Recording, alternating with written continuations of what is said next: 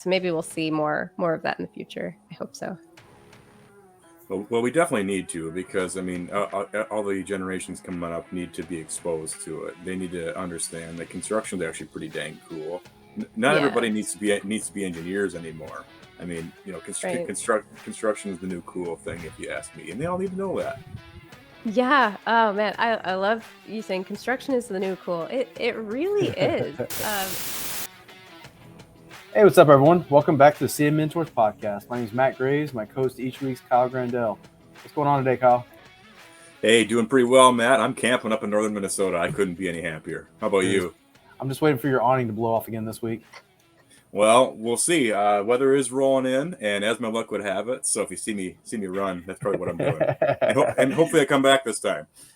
Came back last time. I was worried for a second. You were gone for a minute. I was like, he might not be back. Well, I ran to take care of it, and then I was like, oh crap, I got a podcast. No, I'm kidding. I knew it was going on. I didn't know if a bear broke into your camper or what happened. So, Wouldn't be the first time.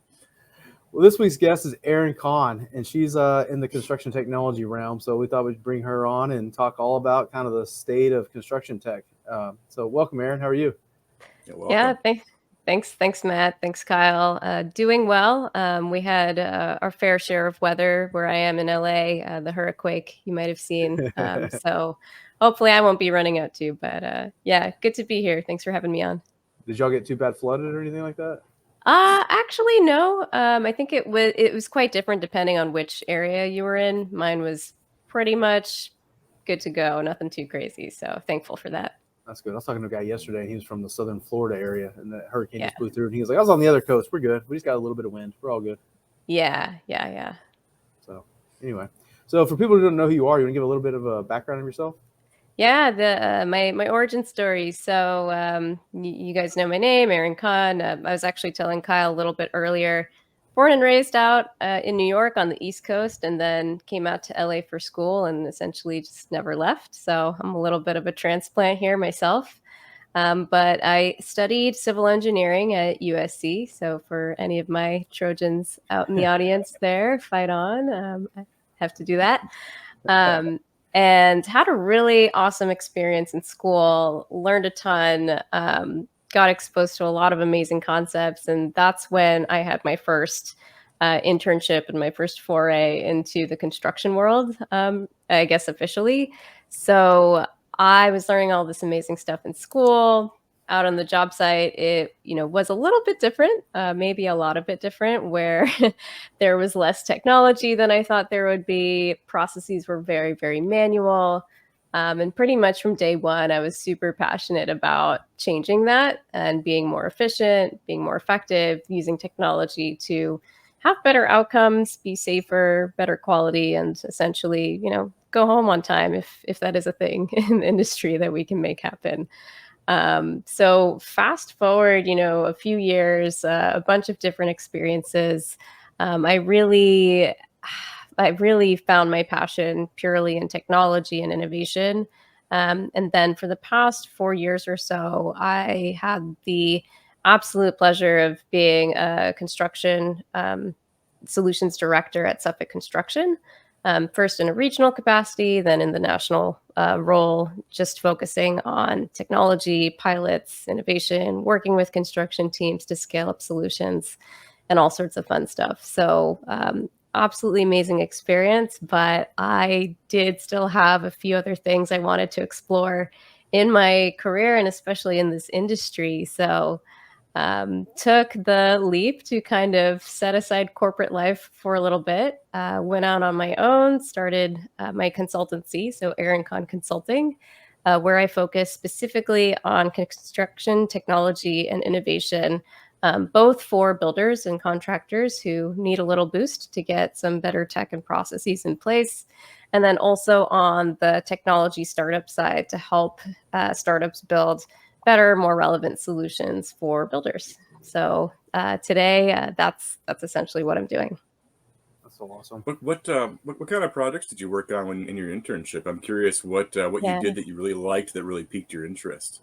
Yeah. So my first project, and probably my favorite one, I'm probably a little bit biased, was renovating the USC Heritage Hall where they have all the Heisman trophies. So as a student in their Awesome. senior year, yeah, that Very was cool. a pretty cool experience. Not to mention, like in LA, being able to walk to your job is unbeatable when it comes to the traffic. So that was a huge plus. But I think what I personally love about the industry, and what I have loved about my roles since I started, is the variation that comes day to day.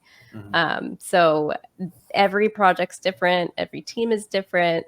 The challenges that you're facing are never going to have the same solution. So there's also this element of creativity that's brought into the whole coordination process. On top of that, something that I truly love and appreciate is working on great teams. Construction is essentially this massive team sport. You have to coordinate subcontractors, vendors, your design team, align values with your client and your owner to make this thing come alive that essentially was at one point just a concept in somebody's mind or a literal like napkin scratch. And then by bringing all these players together, essentially as like that team sport, you're able to create something that's going hopefully to last for many many years to come. So it's a really cool legacy that's left behind. So yeah, I can keep geeking out about why the construction industry is so cool, but those were some of the biggest reasons that definitely drew me in. It's construction is definitely the ultimate team sport, and with as many Yeah. people as you have involved and as many like differing perspectives and differing motivations, right? Because you have all these different little Yep. teams, different contractors trying to work together. I've said it before, but it's amazing anything ever gets built. Like Yeah. it seems magic that things actually happen. Yeah. Yeah. Yeah, Massive even in efforts to coordinate it all. even in even in spite of Matt and I running projects, things still happen to get built somehow. Go I figure. Despite my greatest efforts, they still work. They still get done. They still get done. Yeah. No, yeah. So Definitely. I did civil engineering as my bachelor, and I'm just gonna go out on a limb here and guess. Whenever you got out on your first project site, did you start off as a project engineer, or is that where you started? Or Yeah, project engineer intern and then engineer, then senior PE. Yeah. I'm gonna suspect the first time you went out there, you didn't know anything about anything. Mm. That Yep. was my Um, experience. I didn't know what a submittal. I didn't know an RFI. I didn't know. yeah, the learning curve is quite intimidating. And in my experience, being like a young, tiny millennial brown woman, that was like even more like, oh my gosh, we're really throwing her into the deep end here. But I think I've always been surrounded by, again, like amazing team members who were very supportive. And one of the biggest challenges I had, coming into the industry so green, was just getting a comfort level with being out on site. So, one of the, I guess, pieces of advice or things that I found helpful was one of my managers basically saying, like, look, just go out and walk the job. Like, 5 times a day, like just go outside and look at it, ask questions. Mhm. And maybe I didn't go out 5 times a day, maybe it was like 2 or 3, but just getting out there, seeing the work that's going in place, and then putting together like the concepts that you're hearing in meetings and all these things, and then connecting it with like the actual what's happening literally in the dirt today. Yeah. Experience really brings it all together. So I find myself, even though I'm like quite a few years removed from that boots on the ground experience, I always end up coming back to those things that I saw on the site because it's just so valuable. And there's really not much of a better way yet to kind of learn and absorb that information. It's definitely true, and I Yeah. swear, Matt, we had this discussion recently on one of our episodes. But It was same thing Cody. for me. It was Cody Yeah, yeah, it Fournier. was Cody. Yep, yep, I was yes, thinking it about that was. when she was saying that. Like the trailer is not the field. Yeah. Yep, Yeah. yep. Well, the Yeah. first guy that I worked for as a CM, he basically said, "Yeah, I don't ever want your seat to be warm. Get your butt out Yeah. out in the field." There we go.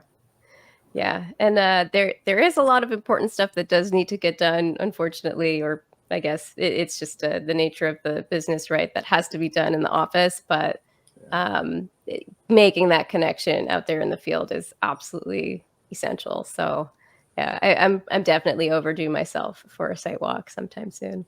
When I first started with a mechanical contractor, like I had done more civil type stuff before that, and I was looking at mechanical drawings. I was like, I don't know what any of these things are. Any of these symbols mean, or I understand what ductwork looks like. You know what I mean? Yeah, I understand but so I'd literally like I'd wait till the end of the day when like the crews would go home, so I wasn't in the way of them, and I'd take my drawings, and I go out in the field and just like look at what installed and look at the yeah, paper, look at and like trying to piece together like what the paper looked like in the real world, like that. And I'd spend an hour out there at the end of the day for a lot of days just walking around looking at what yeah. does it really look like? I know what it looks like. It's just the lines on paper, but it's Yeah, you got yeah, to do that. absolutely. That's a good point to make, especially like in light of the capabilities that are around today. So, take that example of like bringing out the drawings, looking up and around, and trying to see what you're building. And I've literally done that exact same thing myself. Like just trying to envision, okay, this is going to be a bathroom, this is going to be a lobby, but I can't really see it. Yeah. But with technology today, now you can, and it's actually not as difficult as you might think to do so, which gets me so excited for the new generation of construction industry professionals that are up and coming because they, in theory, I hope that they will be able to leverage these types of tools to essentially just accelerate that learning curve, kind of get over that initial um, hump, and then be able to contribute in more meaningful ways to the project. So, yeah, things like augmented reality, virtual reality. Like, so today we can take an iPad that has your model. Instead of holding up a 2D sheet of drawing, you can literally hold up like Mhm. an augmented reality or a 3D model of Mhm. your project site, and you're not envisioning it; you're literally seeing it, what it's going to be. So Have you that's really powerful. have you seen when they do? So one of the first newsletters I ever did, it was like in the first 10 anyway, was with Argyle. They're doing AR Yeah, with the glasses, and they yep, did me. It yep, was like a recorded demo they did for me, and I put it on the newsletter. That was very cool. wild. It was Yeah, like they had those AR goggles on, and basically they were walking through and they could see all the stuff, and they showed me a video where yeah, it was like basically the BIM model floating in the underneath the structure, and you could see the ductwork and the pipe, and like it was insane. yeah. And what's also insane is like just how far technology comes every single year. So it's just accelerating more and more and more. It gets easier. The hardware is getting improved incrementally, as of course as we evolve through time. So I'm really looking forward to where some of these tools will come into play with future construction efforts. Well, What's that's the really interesting because I Yeah, mean we have a HoloLens headset with Visual mm, Live, and so we've done the same thing. We've loaded our yeah, BIM software and been able to walk around in the field, and I've yep, and I've actually been able to see some conflicts, which has been super cool. Like yeah, out in the field, I have the HVAC ducting loaded in the model, and then I see, oh, we got a piece of steel in the way. I better get yeah, that moved before it's a problem. Little things like that can r- save tons of time and money even. yeah. But there is still an element like that particular setup that I don't feel the hardware is really quite caught up yet. Like we're Mm, having a hard time using it. There's a lot of limitations as to what it can handle because in the yep. industrial setting, there's a lot of curves, a lot of piping, and it's just not quite there yet. It seems like. Yeah, I 1000% agree with that, Kyle. I've seen it myself too, just running pilots maybe a few years back with the HoloLens and like a Trimble XR10, for example. Hmm. So it is getting better, but to your point, yes, there are some issues that kind of bar more use cases and more applications of it. I think also like there are issues with drift or accuracy where it can't quite get there just yet Yeah. to like kind of get the exact use case that many people are looking for, but it's very close. Yeah. And yeah, I do agree. So I also this is pretty timely because I also just completed a collaboration on an industry research report on augmented and mixed reality This was in collaboration with Placer Solutions. So if you want to check out the report, check out placersolutions.io. It's on there on the website somewhere there. But we interviewed both tech providers and builders who are using AR, MR technologies, and that was pretty consistent. Like, yes, we understand that the hardware probably needs a bit of work just to kind of make that easier, but something else that I do want to highlight as well, and this goes with like any solution, any construction team member, the first time experience of using that tool or solution is so important. So if it's kind of janky, clunky, takes you a while, you're standing around scratching your head, how do I turn this thing on? It's probably not going to go beyond just, maybe one or two people on the site. So if it's not quite ready and you don't think people are going to have a good first time using it, probably wait a little bit to kind of figure out how to smooth that along. Well said. Well said. You really have to nail that demo to try to sell people on it. Otherwise, they're going to say, "Oh, this is crap. This doesn't work." And you're like, "Well, hold on. No, it's actually really, really cool. You just got to give it the proper chance." Right. I like to say, think about it in like 3 clicks or less, or 3 minutes or less. What is somebody getting out of it in that amount of time? And there has to be something, right? Because we live in a world where, our attention spans are so short nowadays, and there's so much around like instant gratification, and we have to go, go, go, and we're always on. So there's not much forgiveness for taking somebody's time and attention. So it really matters.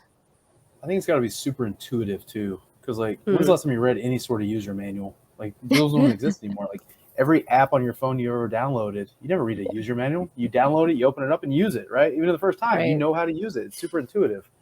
Yeah. Even if so, I think if it's not intuitive and they open it up and they're just like, how do I even? I don't have time for this. Yeah, that I think what you're getting at, Matt, is like human-centric design. Yes. So yeah, it should be natural. I think we're getting better at that as an industry, because just by nature of like, it's you're going to have a hard time being successful if it takes a million different training sessions to try to get up to speed, so to speak. So yeah, I'm a huge fan of the intuitive look, feel, use of the software or whatever it is that you're working with. So I want to ask what. Oh, go ahead. Ooh, yeah. Well, I'm going to derail us, so you go ahead first, Matt. Well, I was going to write down your question so you don't forget your derailment. But no, I was just going to ask, what are you most excited about right now in construction technology that's actually going to make the biggest impact on the industry? That's not just a shiny object. I've seen a lot of shiny objects, and I mean, some people might even argue augmented reality is a shiny object, but. Yeah, you could argue that. I think there are some very practical use cases though that would address the shininess of it and say like, no, this is a tool, like a real tool with a capital T. But what I'm excited about is not not really so much the shiny object side of things. It's honestly the learning and development component that we were touching on earlier, where you're this new person, you're thrown into the job site. Oh my gosh, I don't know anything. How do I actually contribute value to the team?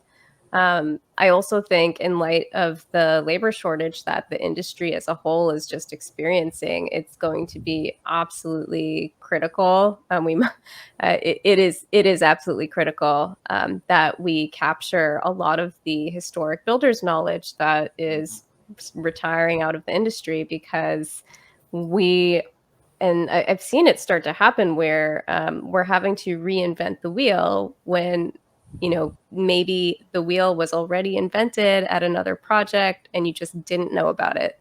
And now whoever had that expertise is gone, and now it's just poof, gone. So we really need something to kind of stop that. I would say like it's kind of like a leaky faucet of leaking out that industry knowledge to really maintain it and keep it within our organizations and within our industry, so that we can continue to innovate instead of hit a wall of, oh no, we lost all this knowledge and now we don't know how to build. So where I kind of see this going are probably a bit more sophisticated platforms with content management. Um, I kind of also think to like ChatGPT or GPT like capabilities where you can ask a trained bot a question about something. That bot is trained on a gazillion, far more resources than one individual human could ever be trained on, and provide you at least, a summary answer or some insights that you may not have thought about that are useful to your day. So I think that'll be really exciting to see where that goes. And then as a follow on to that, other areas of technology and capabilities that I'm excited about, it wouldn't necessarily be just one type of technology or platform, but I rather think it's going to be very interesting to see the interplay between the data integrations between different things. So let's say, for example, we have robotic, I don't know, robot that's able to walk the job site. It's integrated with, reality capture. It can, show us a projection of what the job site looks like and give us a smart readout with Chat GPT or GBT capabilities. That's something that, we haven't really looked at that level of data integration. So as we start to knit together these different platforms, I'm hoping we start to see cohesion and another level of insights that we haven't been able to yet unlock in the industry. I so badly want to build a construction GPT that actually has good knowledge in it. Right, right. Yeah, it'll be really fascinating to see what that looks like. So there are a couple out there that are probably able to, understand some basics. I think one that comes to mind is Rikava recently that I saw. R-A, oh, I might not spell it right, but Rikava. You can Google it, but that's one I think that had a construction GPT like something or other. So yeah, it's fast. Technology goes fast. Oh no, it's Yeah. crazy. What a minute ago you were talking about the kind of capturing some content from the older generations as they're getting further on in their careers and stuff. Have you seen any really good platforms, processes, systems, for doing that? I mean, you can tell them to sit down at a computer and type stuff out, but I'm sure that's not what you're getting at. So Right. No, it's and that's probably not very realistic, right? Feed the GPT machine. Yeah, feed it. Download your brain into this thing.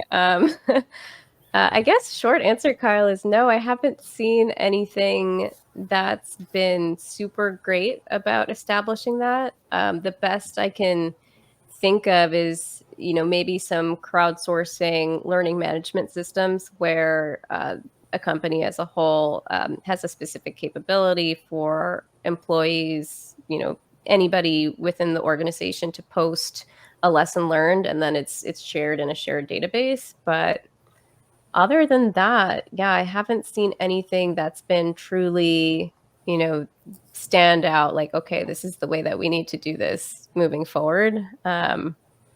So yeah, I don't know. Maybe it's a process that is done at the end of every construction project, even if it's not a tenured person, like every single team says, here are our lessons learned. And some companies are doing that, but I think the lack of standardization kind of makes it a bit difficult to actually get something that's useful out of it at the end of the day. So yeah, if there are any startup solutions out there that want more ideas or thoughts around learning management, feel free to pick my brains. Yeah. Loop me into that conversation because I've had a lot of thoughts around it as well. I've thought about one of my million ideas I have. Is to have like a kind of a, I don't know, like some sort of community, kind of closed off community, almost like a peer group or something like that. I'm thinking subcontractors, but you could do it whatever. But really making it almost like a Reddit or something, right? Where it's kind of like a chat forum where you can ask questions, get answers, but it's like kind of in a safer community where, right, you're not worried about your general contractors, worried about you're not getting those guys giving you answers. It's like, and you can share your lessons learned and you can build upon it and also have, share your post-mortem meetings. And this is the stuff we learned on this project. And right. And you probably have a lot of people that are takers and less givers in a community like that. But so if you could crack that code, like that'd be a very valuable thing. Yeah, it would have to be. Oh wow, that is such an interesting concept. We can go down that rabbit hole for sure, but I'm thinking it would be amazing if it were, a joint, like a collective industry initiative. Yeah. But then that gets into sharing data and, nobody all wants to sorts share of their different quote secrets. It's all secrets. hairy things. Yeah. Your secrets aren't secrets, man. The secret sauce. I mean, there's some sort of like peer groups, executive, peer groups and that sort of stuff. But it's just like the presidents of like 5 plumbing companies from all over the country, because they're not competing, right? From 5 different states, and they'll go meet together and retreat and they'll share stuff. But like that doesn't trickle down to kind of the project managers and that sort of stuff, right? They don't have any sort of resources outside of their company or outside of maybe like a local networking group of some sorts. But like even then, I don't think most people go to those sort of things. So yeah, I really think like educational institutions will have a big role to play in filling that kind of gap. So, any sort of academia institution is a little bit, at least one step removed from being right in the industry there. So that's potentially one way it could work out. I also hope to see an evolution of, curriculum in schools as well, where some of the construction skills are, taught a little bit more uphand as like a standard. So maybe I had an atypical experience, but when I was in middle school, I was exposed to like wood shop and metal shop, and those were some of my favorite courses. And quite honestly, I think really influenced my ability to see myself as, oh yeah, I can build things. Like it's not that hard. I did it in school. Um, so I really hope to see more things like that come back into your regular curriculum, which doesn't seem to be super prevalent these days, at least from my level of awareness. So I think there's a grassroots campaign to bring that sort of stuff back. But I think we're we're probably about the same age. We probably had that. I had woodshop in junior high, 7th grade, and I could have done 5th grade, but like it was an elective, but most people didn't. Like it was very small people that did it, right? Yeah. But then I guess I don't know. I'm so far connected from elementary schools and junior high schools now, but I think it's mostly gone, I guess. So that's at least what I hear. Yeah, we'll have to see. Some programs are pretty good. So I know like Ace Mentor, for example, supports, bringing in architecture, engineering, construction straight to high school, middle school. So there is some of that. So maybe we'll see more of that in the future. I hope so. Well, we definitely need to, because I mean, all the generations coming up need to be exposed to it. They need to understand that construction is actually pretty dang cool. Not everybody needs to be engineers anymore. I mean, construction is the new cool thing, if you ask me, and they all need to know that. Yeah. Oh man, I love you saying construction is the new cool. It really is. It really is. And I think a big piece of like appealing that way, or like essentially marketing construction as cool, like is technology. Like nobody wants to, do things slow and painful. Like we want the latest and greatest. We want to be cool. We want to, have access to, the best, the latest on the market, right? So I truly think with bringing in the startup community to the construction industry, it'll help accelerate that feeling of coolness, if you will, and improve the vibes. I don't know how my lingo is, but there we go. Yeah. But yeah, basically say like, no, the vibes are cool. Come on in. Like construction is amazing and super, super rewarding. And I think for me, I kind of just went with the flow with how my career progressed. But one of the things that I was, very happy about is that at each stage of my career in the construction industry, it was extremely satisfying and rewarding, especially being able to, see the impact. One, just building projects is pretty damn cool. And then two, being able to improve the way we build for the long-term vision through technology is also like an amazing thing to be a part of. So it's a big transformational shift that I think we're experiencing together as an industry, and that is definitely something worth being a part of. Yeah. Kyle, I'm gonna let you get back onto your derailment you had. Oh, well, it wasn't super important, but I was, we were talking about making things intuitive, and I was just going to sidebar us that there is a boundary to that. Sometimes you can try to make things too intuitive, and it becomes unintuitive. And my example is the Google Drive. I don't know if either of you have used it, but when you try to share files on Google Drive, it's a freaking disaster. And I hope somebody from Google hears that, because we tried to do it in my project, and it is terrible. All the permission settings, and I mean, after you figure it out, I mean, I get it. It's really intuitive if you already know how to use it, but if you don't, it's awful. So Yeah.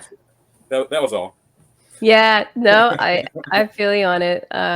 Gosh, it kind of speaks to the sentiment too, or like the reality rather, that there are amazing solutions out there. Like Google obviously is great. Google Drive works. It's fantastic. It covers a lot of things, but it's not thought of as construction specific. And I think that's where we see like these tools that are, standout amazing solutions out there kind of fall maybe a little bit short because they just didn't tweak one or two things that are really tailored for the construction industry. And I think a lot of like tech forward people who maybe don't have the construction insight get surprised at first when they just see the level of complexity that we're dealing with on a daily basis. So it's kind of like, well, you have to really open up the hood to see what we're doing in construction to understand why some of these things, which should be easy and intuitive, may not be at first, because there's a whole nother world going on that we're coordinating. But I've seen a lot of construction technology. I've talked to a lot of construction technology companies in the last year, and I got real interested in it. And a lot of people reached out to me just kind of because what I'm doing, right? And a lot of people, I think they just see the construction industry is so far behind the times. Like, man, this is a cash cow. I can come in here and make $1 billion, right? And so, but they don't understand the details of the construction industry. Right. And I mean, for instance, I was talking to a coworker. We were just talking about something, and we're talking about estimating. I was like, I'm surprised there isn't like a AI takeoff. There may be something out there that completely does your whole takeoff for you in AI, right? And we talking about that. There's maybe one or two out there at this point. Yeah. I figured there's somebody playing with it, but hasn't had wide adoption and those sort of things. But we was talking about it, and we're just like, what would it take to do that? I was like, well, you probably have to take your drawings and somehow not to confuse it, somehow make sure it has layers so you can pull it out and all this sort of stuff. And he's like, just upload the BIM model. I'm like, oh, that's genius. But then I was thinking about it, and I was like, well, if somebody wanted to create that, and you upload the BIM model into it, well, you're never going to have the BIM model at bid time, right? So your plumber, they're not going to get a good BIM model at bid time to be able to run in there and do their bid takeoff, So like, it's just, so the good stuff, because, you can't hardly there's a lot of art to a takeoff that you don't get out of like you can't just purely run it into a machine, because you may not have the footage on a drop or something, right? You may lose 30 foot here and there because you're dropping floors, and like, how's the machine understand all that? And so anyway. Yep. That reminds me of this workflow. So I was speaking to a colleague of mine, and they were explaining the process that they just went through to get a submittal approved for fabrication of like a formwork. And it just blew my mind that the way they explained it was that the architect models a specific geometry. It's slightly more complex geometry in Rhino. It's exported as some shape, some blob into Revit. It goes from Revit to the teams to kind of price out and figure out how they're going to actually, build the thing that's a blob. So they have to take the take the Revit file, export the blob that's technically in there, put it into CAD, do some dimensioning in CAD, push it back into Revit, I think, to get all the approvals, or maybe they get the approvals in CAD. And then once they have that good to go, then they send it to like the fabricator, and the fabricator redraws it again back in Rhino. And I was like, wait a minute. So you're telling me this thing that you all needed to coordinate started in Rhino, went through about, 3 to 5 transformations, and then ended up back in Rhino?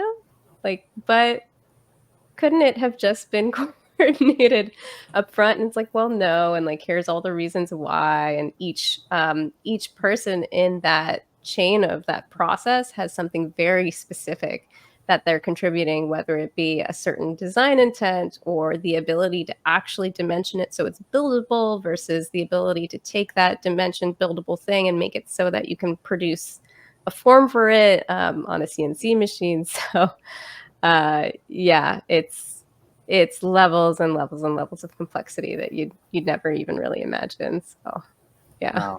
And Erin, you've just alluded to my biggest pet peeve and frustration with our construction industry is our adoption of technology. And when I say that, what I mean is there is a single piece of software that does one thing really well, and that's it. Mhm. Like, so Point I mean, solutions, yeah. how many apps are on your phone right now? A bazillion of them. It's the Too same thing many. with with running a Yeah. construction project too. I mean, maybe like Procore is really good to do a lot of things, but it won't do everything.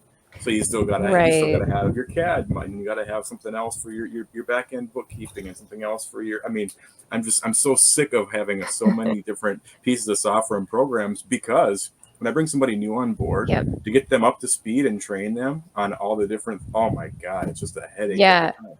It's a lot. And I've been asked too, so like how many solutions are your teams using? I'm like, well, end to end for the project lifecycle, like about 50.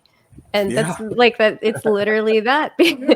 Yeah. So in different phases of the projects, you need different things. And then of course, every company has their standard systems, and then project might have a specific requirement. The owner might have a specific requirement, and it just kind of explodes. So this phenomenon, I think we talk about it as tech fatigue. So basically all of the users are basically fatigued out. They don't even want to look at another tool. Like, why Yep. can't it just do everything? Which is going back to earlier on where I'm like, well, I'm excited to see where the integrations go with these different platforms, because that, if we can solve that, that will solve the human element of the tech fatigue. And then in theory, then we're, running without being weighted down anymore, so to speak. I'm that person, Erin. You solve that for me, please. Oh man. Bring me the integrations. I want the integrations. Yeah, bring on the integrations. I love it. So yeah, it's funny you mentioned Procore as well. So great solution, but I think their app marketplace, their integration marketplace, has like 400 something plus integration partners the last time I counted, which is very impressive. So Yeah. Do people will use yeah, those? I don't know a kudos to single. them, I know a lot of people use Procore. I don't know a single person that uses the integration. They probably do if it's set up, depending on how it is. So from what I understand, at least, a lot of times, like you can turn on like an embedded experience, so it seems like you're just in Procore, but it's actually like pulling in other stuff. But yeah, I am not a Procore expert by any means, but that's what at least I've had set up on projects that I've worked with I got in the you. past as Because well. I've been Yeah. through that marketplace. Like, I want to make Procore better. And I'll scroll through the marketplace and look at stuff. And I'm like, I don't, none of the, I don't know. I'd encourage you reach out to the team there. Maybe they can help point you in the right direction. But yeah, Probably can. If they can figure out how to, like, Procore's supposed to be a one-stop shop for everything, right? But then you still end up with a whole bunch of spreadsheets. it's a phenomenon. Yeah, I think there's also a love for spreadsheets in the industry. I am Yes. guilty of this as well. So I have definitely gotten used to my templates, the things that I used to track and manage. So having, being in the shoes myself, I definitely know it's a comfort thing. So yeah, we'll have to see how we can maybe find something that's more comfortable, really, because then, what's the motivation to move from something that's, that you're friendly Yeah. with, you it to something that's scary and new. So we'll see. That's a good point. Yeah. I want to change the subject for 1 minute. I want to play Kyle's favorite game. Kyle's favorite game here. So I share a meme. So I'm kind of known for memes on LinkedIn and stuff like that. So we share a meme. I share a meme. You'll be able to see it in a second. And Kyle has to describe the meme for all the people who are listening to the podcast and not watching the YouTube video. If it's a picture of me right now, I'm going to be really pissed, Matt. It's not a picture of you. That would have been a good idea, though. Okay. And for anybody that's listening and can't see, my hair is a complete disaster. That's why I say that. But since nobody watches, it's all good. Okay. Here we go. So I've seen that one before. It's a good one. All right. So what we have here is it appears to be, I'm going to guess that's hard to say. Is that PVC? Could be metal. Not sure. It's probably a little bit of both. I think it's a Frankenstein. A little bit of both. Even better for this circumstance. Then. So for our listening audience, we have what appears to be some piping, metal, PVC, maybe both, some kind of new hybrid. And then it's routed around a rock, a boulder. And not routed the way you think it would be, where it goes around the side. It goes up and over and then down to the ground. In a very peculiar manner, if I may say so myself. I'm seeing we have a couple 90s, we got a couple 45s. It's pretty cool to see, actually. It's impressive. And then we have the client asking, why did you do that? Project manager says, moving the rock is not in our scope of work. I mean, are they wrong? Are they wrong? Not wrong. So I tried to find a construction technology meme. I couldn't, and so you ended up with a pipe going around a rock. Well, so all good. Did you share with me on Google Drive? Because if you did, I did. I actually put it in the meme generator GPT, and that's what I got. Wow. No. So, any other cool technologies you see coming, Erin, to kind of help at least kind of maybe the project management world? Yeah, there are so many. I definitely can't pick one. I mean, robotics, IoT. We touched on GPT a little bit, so that's AI, generative AI, all sorts of different things that are really knocking it out of the park. A lot in the reality capture space as well. So let's see, there's a specific problem that you're having, I would encourage everybody, just take a search, reach out. There is almost definitely a solution out there. So when I first, started in my career, there were maybe just a handful of startups. That has quite literally exploded into thousands and thousands and thousands of solutions. So I'm very, very happy to recommend a solution depending on, what problem it is that you're facing. So of course, feel free to reach out to me. I would also direct the audience or any listeners who are looking for a very quick one-stop to see a really good list of solutions to check out contactreviews.com. So that's something that was put together by an industry colleague of mine as well, where it's essentially pulling in together a whole bunch of different construction tech solutions into one spot. You can find them by category, and then it gives a little bit of a star rating so you can see what other people might think about it. But yeah, so a couple of resources there that might help with finding some exciting stuff that's out there on the market. That's so cool. We always end up talking about AI for some reason on this podcast. Aside from any sort of GPTs, what's your favorite AI solution out there right now for the construction industry? Man. For construction. Let's see. Oh, tough.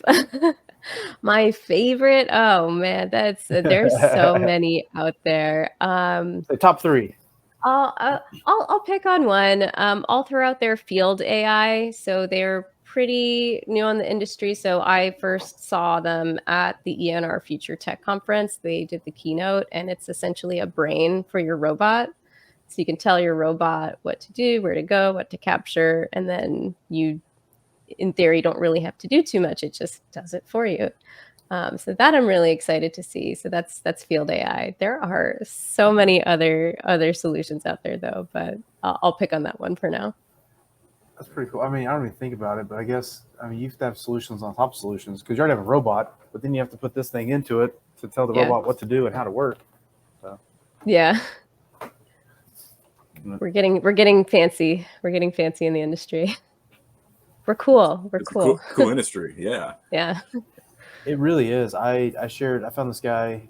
I'm going to go look up contactreviews.com, but I found this Notion template that this guy put together, and it was all these different construction technology solutions. Yeah. He was basically just compiling them all, and it was Yeah. up to like 400 or something like that. Whenever I shared it in my newsletter, and like I found it like on a Tuesday, and I said like, "There's 400 items in here. Go check it out."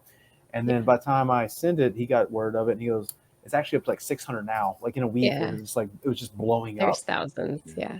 Thousands. It's happening so fast. Like, Yeah. I guess I'm gonna ask you a question. What's the best way to? It's really hard to vet these things, right? So if I'm trying to figure out 1,000, like I don't even know where to start. I have a problem. I want to find a solution for this problem. It's like it's hard to, you can't do demos on 100 different things, right? No. Like, or even then you go to the website and all their websites are pretty, right? And like you're looking at Yeah. it like, okay, cool. Right. Like, how do you go about vetting something? This one's shiny, that one's shiny, this one seems shinier. Yep. Yeah, absolutely. So it all comes back to understanding the problem you want to solve. And that is definitely step one. So really understanding what your team's needs are will very quickly help, cut out the fluff, if you will, from other solutions that don't do that. So come to the table with a hard checklist. Like here are the 3 things that are absolute, non-negotiables. The solution must be able to do this. And very quickly you'll see like, oh, well, we're not able to provide a turnaround of reality capture in that time, or we don't quite do this, or we don't do all of these things at once. So that will quickly whittle down your list to the few that are seriously solving your problem. So I would say that's a really good first step, is to know what you're solving and have that written down and make that very clear. And then you can take essentially your short list and then go through, more criteria on the demos. So there, I could spend probably a couple days talking about this because I've sat in more than a few hundred, evaluations demos at this point. But I would also, recommend partner with somebody who has been in the industry a while, has been in the context space a while. Someone like myself, maybe. You can contact me at Erin@erinconconsulting.com. I'm always happy to chat and help give some recommendations or pointers for what I see as some of the top solutions in the market. I think it's good advice because I mean, if you don't have a guide guiding you through something like this, you don't even know where to start. It's overwhelming. Yeah. It is. And I've seen a lot of like the same solution being answered, but like which one's garbage, which one's good, unless somebody's actually played with it and actually, ran it through the paces or got at least a demo of it. Like you're just spinning your wheels. And what's worth piloting, and how do you match, a potential pilot with the right team to really get the evaluation out of it? So yeah, it's an art form, one that I like to, continue to perfect. So yeah. No, it's cool. And what you said was so valuable, Erin, there about really, what is this piece of software or this solution, whatever it is, what is this supposed to do really well? And make sure you know those things, because like our company, for example, we switched to a PM software this year that's kind of like Procore, but it's a heck of a lot cheaper. And it does a lot of things really, really well. But every month when I have to invoice, I'm tearing my hair out because it does not do that very well. And it's days of time for me to get it the way it has to be. And I just like, but now it's too late. Obviously, we're married to it to finish out this calendar year, and then we're switching. That's it. I can't do it anymore. Yeah, and it's okay to say, hey, we'll give it a shot, see how it works, and make a change. I mean, change is the only thing we can count on in the world. So yeah, that's okay too. It's a journey I think a lot of us are on. That's true. Yeah. Well, if you got nothing else, we'll wrap it there. Yeah. I appreciate you coming on, Erin. I think this was actually really insightful. Actually, I've got more notes on this podcast. I've just been writing the whole time we've been talking. And so, I love this stuff. It's been fun. Yeah, So- it's a good topic. And thanks for having the podcast. So, I mean, appreciate the opportunity to chat with you guys. Anytime. it's So been if people so want fun. to, if people want to catch you, give me your email one more time. Oh, yeah. My email is Erin@erinconconsulting.com. And the con is spelled Khan. Just a small note there, because I think there actually is another Erin Khan Consulting with the A and the H flipped. So Khan is mine. You'll end up on And- some gardening consulting website. Yeah, I'm not quite sure, but yeah. And some of us don't spell too well. I boof. I'm 2 for 2 in boofing podcasts. This time I had the title spelled wrong. So, No worries. but anyway, thanks a lot, Erin. This was a good one. It's been awesome. Yeah, thanks. Appreciate it. Appreciate it.